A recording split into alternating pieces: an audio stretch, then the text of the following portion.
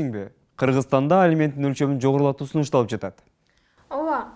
Эгер ал мыйзам долбоор колдоо тапса, алименттин эң төмөн суммасы 1800 сом болот. Сунушталып жаткан мыйзам долбоор боюнча маалыматың бар турбайбы? Кел анда акценттин бүгүнкү чыгарылышында алименттин өлчөмүн жогорулаткан мыйзамдагы өзгөртүү боюнча түшүндүрмө берели. Туура айтасың. Үй-бүлө кодексине түзөтүү киргизүү боюнча мыйзам долбоору парламенттин социалдык маселелер, билим берүү, илим, маданият жана саламаттык сактоо боюнча комитетинен биринчи окуудан өттү. Ушул жумада документ дагы 2 комитетте каралат. Аталган мыйзам долбоорунун демилгечилеринин бири Жогорку Кеңештин депутаты Айсулуу Мамашева. Ал алимент төлөмдөрдүн баланын жашоо минимумуна жараша көтөрүүнү сунуштоодо.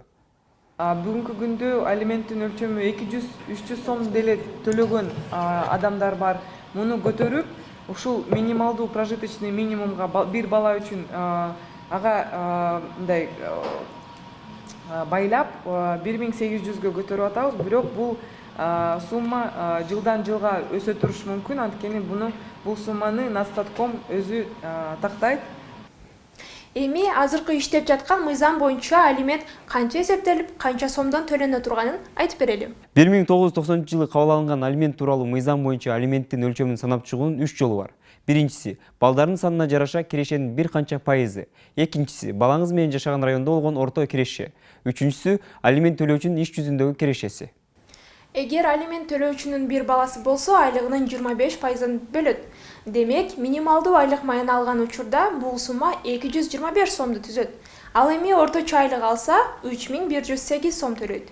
2 баласы болсо, алимент төлөөчү маянасынын 33%ын берет. Орточо маяна боюнча эсептелген алименттин көлөмү 4100 сом болот.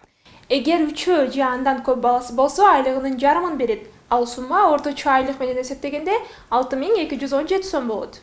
Нуризат, кел алимент көлөмүн бир аймакты мисал кылып эсептеп көрбөйлүбү? Мисалы Борбор кала Бишкек менен. Мисалы, Бишкекте орточо айлык акысы 20 000 сомду түзсө, эсептөөнү ушул суммадан кылат. Эгерде сиздин бир балаңыз болсо, анда анын атасы орточо айлык акынын туура 4төн 1 бөлүгүн төлөйт. Башкача айтканда, ай сайын 5000 сом төлөйт. Эгер сиз 2 баланы тарбиялап жаткан болсоңуз, анда 6666 сомду. Эгерде 3 бала болсо, 10 000 сомду төлөйт. Мыйзам боюнча билим берүү уюмдарында окуп жаткан 18ден 21 жашка чейинки курактагы балдар алимент алууга укуктуу. Эгерде сиздин балаңыз 18 жаштан чоң болсо, бирок 21 жашка чыга элек болсо жана акы төлөө негизинде окуса, алименттин өлчөмү сот тарабынан окууга төлөгөн акысынын 50% өлчөмүндө аныкталат. Кой турсаң, азыр сунушталып жаткан мыйзам долбоор жашоо минимумун эске алуу менен көбөйтүлмөк болуп жатат.